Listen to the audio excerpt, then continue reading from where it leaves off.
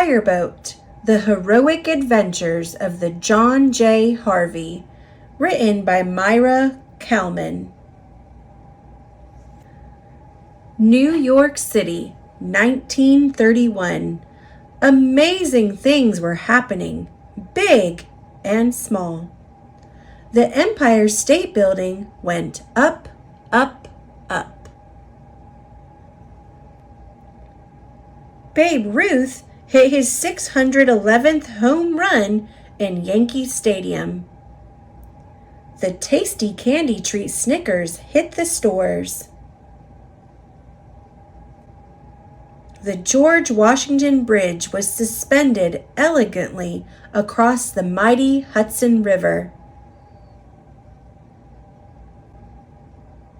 Champion Pendley Calling of Blarney won Best in Show at the Westminster Kennel Club. On a hot and jazzy night, the word hotcha was invented. Hotcha, hotcha. And on a sunny, fresh day, the John J. Harvey Fireboat was launched. There were 12 fireboats in New York City. The Harvey was the largest, fastest, and shiniest fireboat of them all. It had 5 diesel engines, so it could go 20 miles per hour. That's pretty fast. 8 pipes that could shoot 16,000 gallons of water per minute, equal to 20 fire trucks. A control dial in the pilot's cabin. Many brass nozzles housed in the gold room. A very nice can to oil all squeaks. Ropes, called lines, and lots of levers, buttons, and buckets. There was a pilot and a crew ready in 2 minutes to fight the fires. They were a brave group. And there was a dog named Smokey, who did not put out the fires, but had many nice spots. The Harvey went up and down the river, fighting fires. It fought fires at the bustling piers. The piers were the places where ships and trains brought all manner of merchandise to be sold in the city, like wood and cotton and bananas and bubblegum and everything. It fought the fire of the great ocean liner Normandy. Sometimes the Harvey just went out to shoot water in celebration. Many years passed. A new captain had come on board, Bob Lenny. He and his crew fought many fires. But New York was changing. The Twin Towers were now the tallest buildings in New York City. The piers were closing. 1995. The city no longer needed so many fireboats. The Harvey was considered old and useless. It sat in the water for 5 years, waiting to be sold for scrap. And then a very surprising thing happened. A group of friends were eating at a restaurant called Florent. They had heard about the fireboat and decided something. Let's save the Harvey. Let's buy her. Everyone needs a fireboat. We won't put out fires, we'll just have fun. And they did. They took it to Cadell's Ship Repair Yard in Staten Island. Even there they said, "She is old. It will be hard to fix her." But the owners said, "Fix." So they fixed beautifully. They repaired the 2 propellers, making them new with a shiny coat of brass. Brass does not rust. They repaired the holes with steel plates and covered the places where the rivets wept. They scraped barnacles and seaweed off the hull and painted her with a shiny coat of red paint. And once again, the Harvey was on the water. Tim, the engineer, keeping things running smoothly. Huntley at the wheel. Jessica, the assistant engineer at the controls in the noisy engine room. Andrew, welding. Chase, helping. John, fixing. Tom, cooking. And Bob Lenny, watching over everyone and being very proud.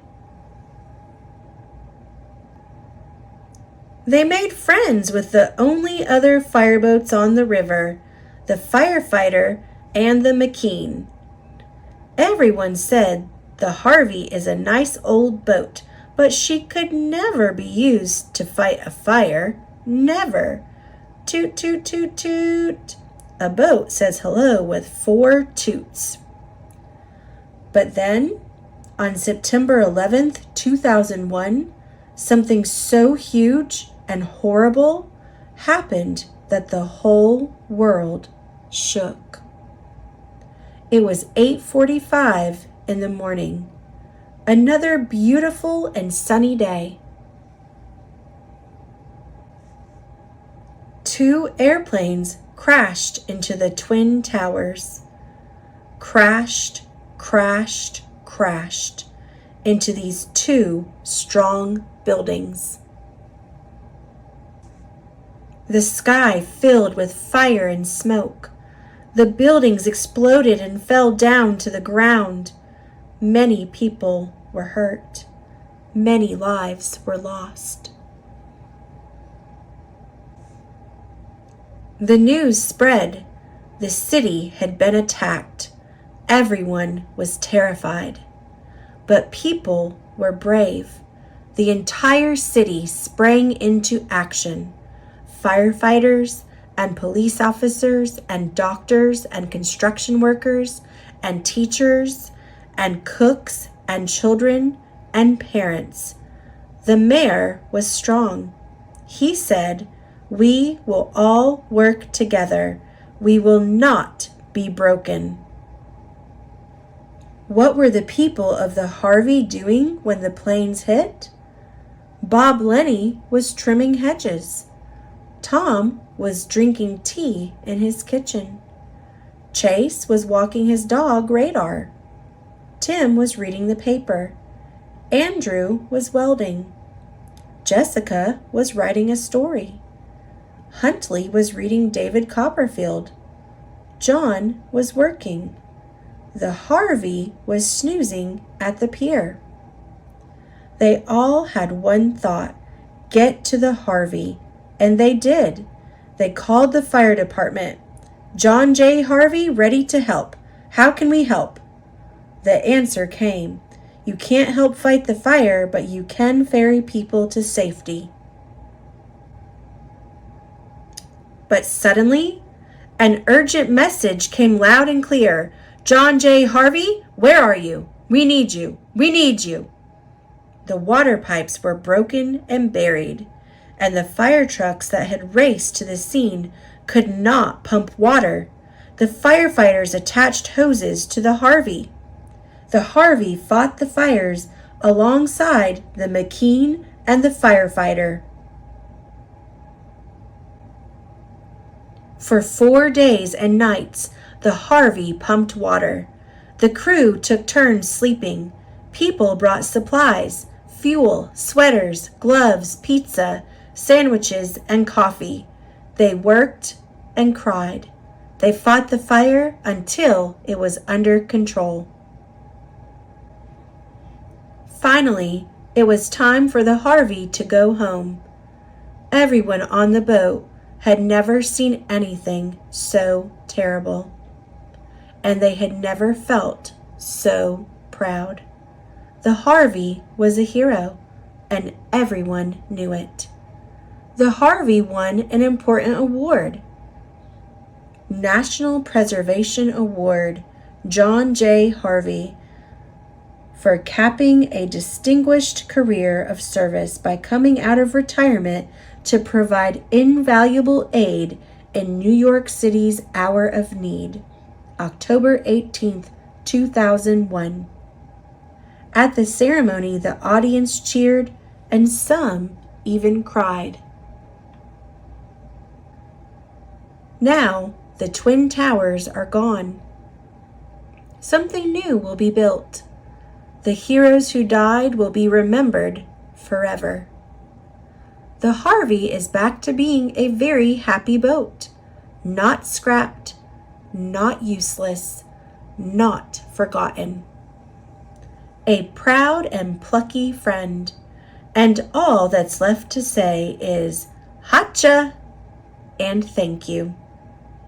Wait a minute, there is something more to say. The friends of the Harvey have found a little tugboat to adopt. Doesn't everyone need a tugboat?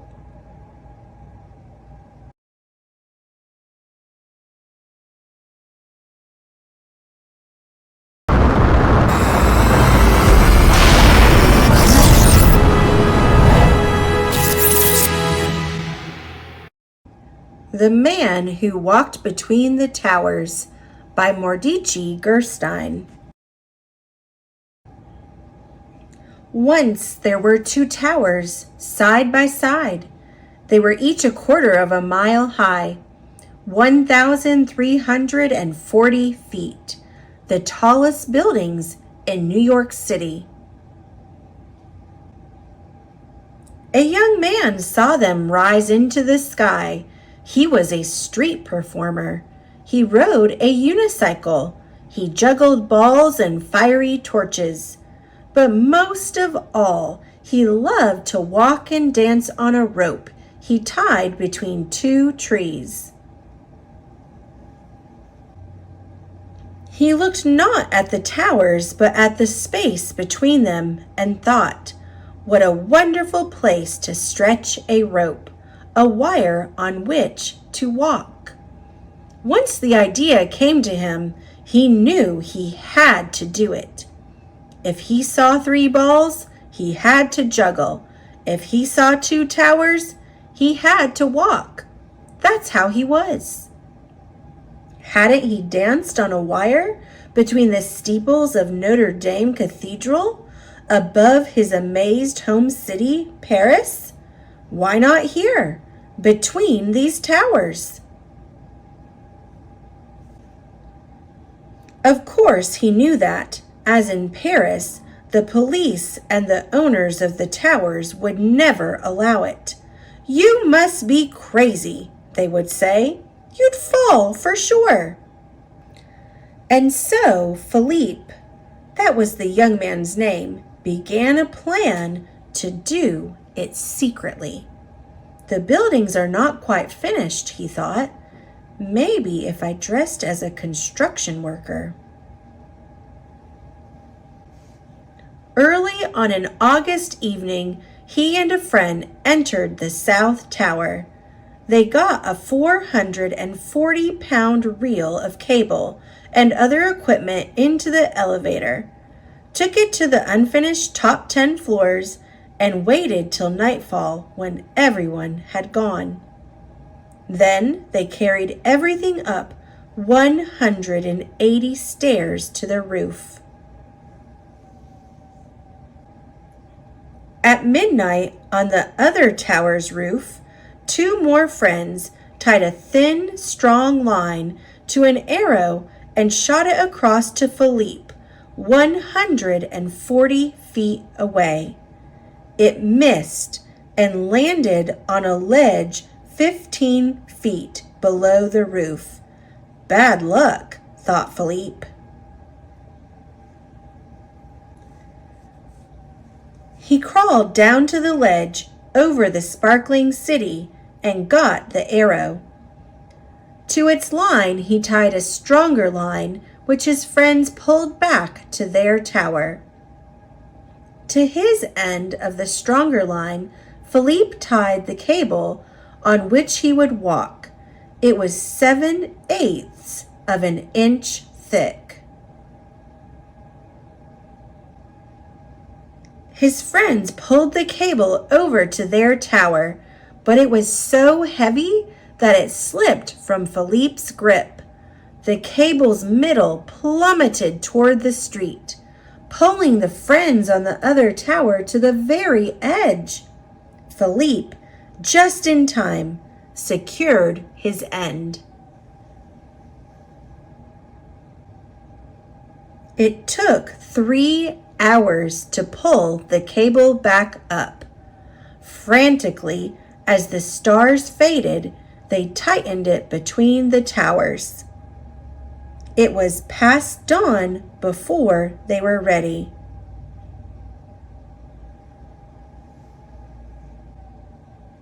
Philippe put on his black shirt and tights. He picked up his 28-foot balancing pole. All his life he had worked to be here, to do this. As the rising sun lit up the towers, out he stepped onto the wire. Out to the very middle he walked, as if he were walking on the air itself. Many winds whirled up from between the towers, and he swayed with them. He could feel the towers breathing. He was not afraid. He felt alone and happy and absolutely free. A woman coming from the subway might have been the first to see him. "Look! Someone walking on a wire between the towers!" Everyone stopped and looked up. They gasped and stared. It was astonishing. It was terrifying and beautiful. A quarter of a mile up in the sky, someone was dancing. Police saw it too. Officers rushed to the roofs of the towers. "You're under arrest!" they shouted through bullhorns. Philippe turned and walked the other way. Who would come and get him? For almost an hour, back and forth, he walked, danced, ran, and knelt in a salute upon the wire. He even lay down to rest. The city and harbor spread beneath him. The sky surrounded him. Seagulls flew under and over. As long as he stayed on the wire, he was free. When he felt completely satisfied, he walked back to the roof and held out his wrists for the handcuffs. They brought him to court. The judge sentenced him to perform in the park for the children of the city. This he did happily, though during his performance some boys playing on his wire jerked it and Philippe fell, but caught himself.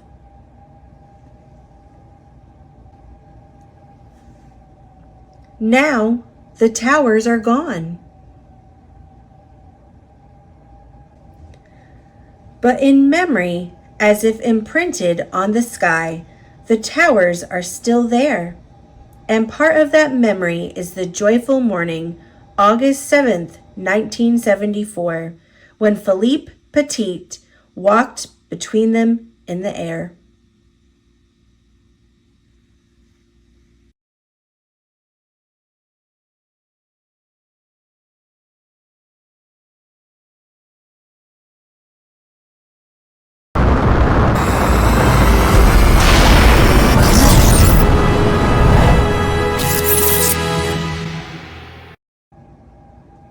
The Little Chapel That Stood by A.B. Curtis.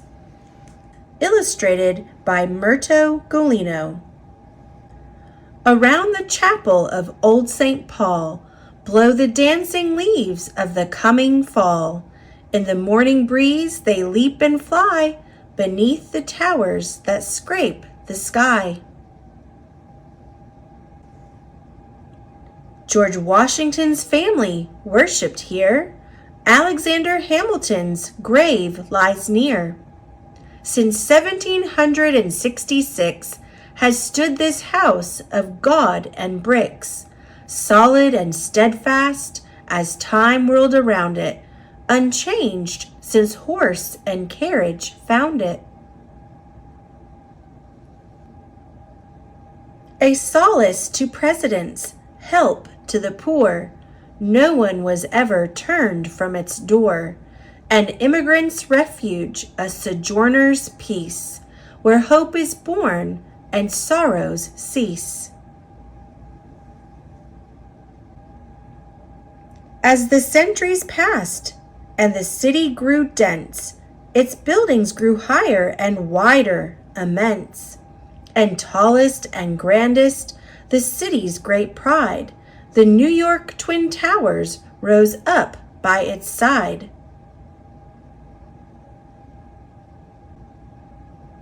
The stress of power, the rush of people, found comfort and rest beneath its steeple. But doom, doom was coming all the time. Doom, doom to a city fair and fine. Doom, doom was in the plains that climbed. Doom, doom, and then the sirens whined. 2 planes hijacked by a terrorist crew struck the Twin Towers. No warning, no clue. Who thought it could happen or knew what to do? Firemen came and New York's men in blue. Through the flying glass and smoke and din, thousands rushed out as these brave men rushed in. On the stairwell to safety, there was no stranger. Each helped the other flee from the danger. And some who climbed down, remember clear cut, the faces of firemen climbing up. And then, oh, unthinkable thought, they fell. One tower, the other, they fell. They fell with a rush, and they fell with a roar. The sky was blank where they'd been before. And more was lost than who can say. It was our hearts came down that day. Through the clouds of black, no one could see how far spread this calamity. The giants around it had come to a fall.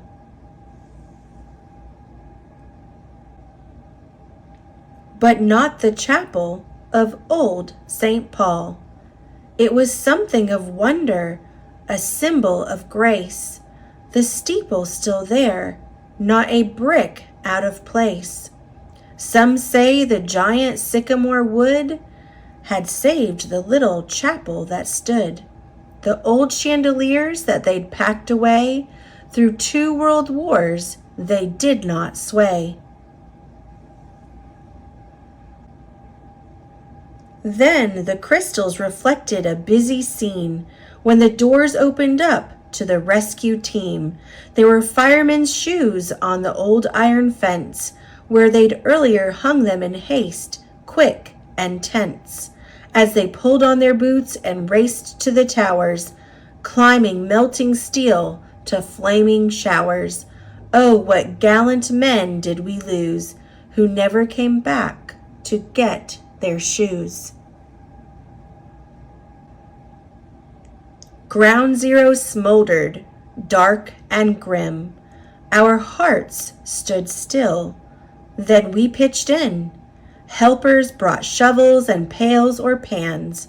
If they had nothing else, they dug with their hands to clear the mountain of crumpled steel from a nightmare that was all too real. New York is the greatest city in the world, said the mayor. It has the greatest people, and we will never let a bunch of terrorists make us fearful. Rescuers worked through the night and the day.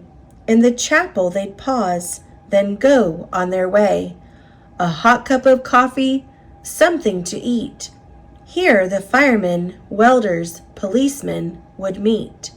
All would come to rest from their labor, volunteer, doctor, brother, neighbor. Policemen and firemen led the way, but other heroes braved that day. Passengers flying on Flight 93 said goodbye, I love you, to their family, and fought the terrorists right to the ground. Was the White House where their plane was bound? We raised up the flag from the dust and the pain. Freedoms that lost must be won again.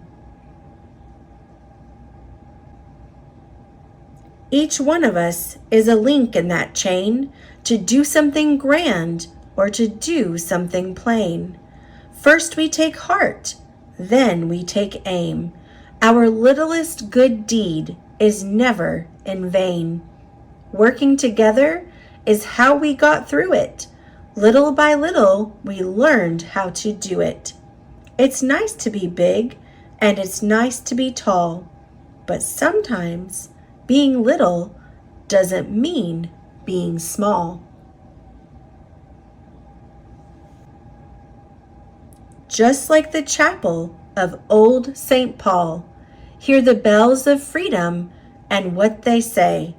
Terror may come, but it will not stay. It will shake our world, but we will not sway. It will block the path, but we'll find our way. Free beneath the stars that shine both night and day.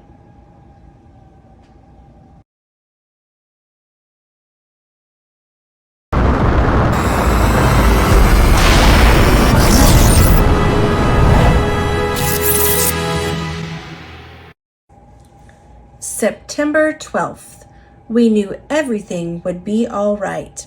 Written and illustrated by first grade students of H. Byron Masterson Elementary in Kennett, Missouri. Meet the authors. On September 11th, 2001, many bad things happened. September 12th was a new day. We knew everything would be all right because the sun came up and the birds started to sing again. We came to school the same way. We knew everything would be all right when we saw our teacher smiling at the door. We said the pledge like always.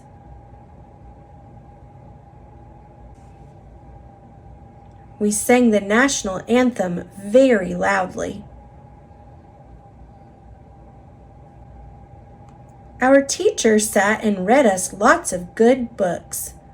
We had recess again. We knew everything would be all right because we had homework. 2 plus 2 still added up to 4. Our thought for the day became America United. We saw lots of flags. Red, white, and blue suddenly became everyone's favorite colors. On television, we heard our president tell us everything would be all right.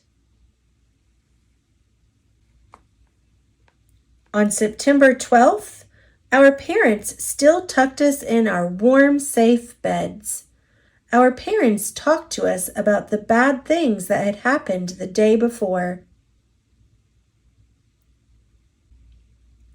We knew we would be all right because our parents said they loved us.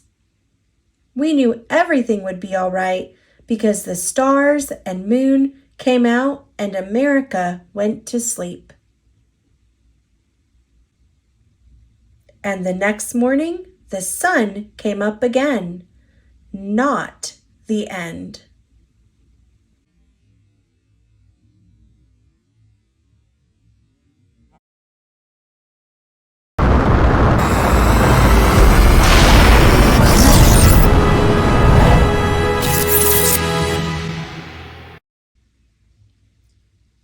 "14 Cows for America," in collaboration with Wilson Camelli Naoma, Carmen Agradidi, illustrated by Thomas Gonzalez.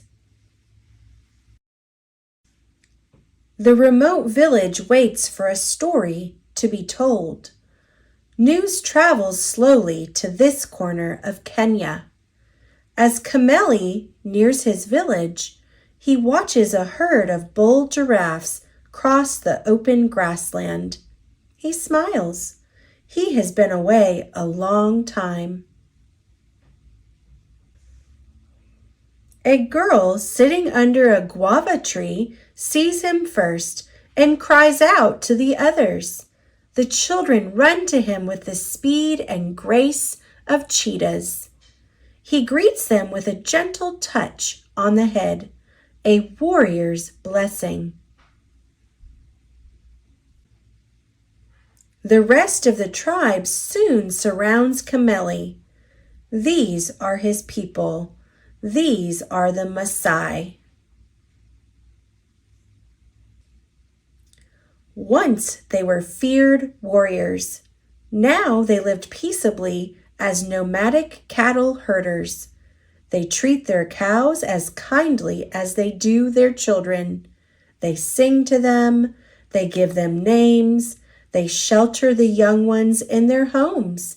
Without the herd, the tribe might starve. To the Maasai, the cow is life. Supa! Hello! Camelli hears again and again. Everyone wants to greet him. His eyes find his mother across the Nkong, the ring of huts with their roofs of sun-baked dung. She spreads her arms and calls to him, "Akua, welcome, my son." Camelli sighs. He is home. This is sweeter and sadder because he cannot stay. He must return to the faraway country where he is learning to be a doctor. He thinks of New York then. He remembers September. A child asks if he has brought any stories. Camelli nods. He has brought with him one story. It has burned a hole in his heart. But first he must speak with the elders. Later, in a tradition as old as the Maasai, the rest of the tribe gathers under an acacia tree to hear the story. There is a terrible stillness in the air as the tale unfolds. With growing disbelief, men, women, and children listen. Buildings so tall they can touch the sky? Fires so hot they can melt iron? Smoke and dust so thick they can block out the sun? The story ends. More than 3,000 souls are lost. A great silence falls over the Maasai. Camelli waits. He knows his people. They are fierce when provoked, but easily moved to kindness when they hear of suffering or injustice. At last, an elder speaks. He is shaken, but above all, he is sad. What can we do for these poor people? Nearby, a cow lows. Heads turn toward the herd. To the Maasai, Camelli says softly, The cow is life. Turning to the elders, Camelli offers his only cow, Encarus. He asks for their blessing. They gave it gladly, but they want to offer something more. The tribe sends word to the United States Embassy in Nairobi. In response, the embassy sends a diplomat. His jeep jounces along the dusty, rugged roads. He is hot and tired. He thinks he is going to meet with the Maasai elders. He cannot be more wrong. As the jeep nears the edge of the village, the man sits up.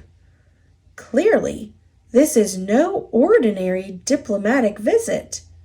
This is a ceremony. Hundreds of Maasai greet the American in full tribal splendor. At the sight of the brilliant blood-red tunics and spectacular beaded collars, he can only marvel. It is a day of sacred ritual. Young warriors dance, leaping into the air like fish from a stream. Women sing mournful songs. Children fill their bellies with milk. Speeches are exchanged. And now it is time. Camelli and his people gather on a sacred knoll far from the village. The only sound is the gentle chiming of cowbells. The elders chant a blessing in Ma as the Maasai people of Kenya present 14 cows for America.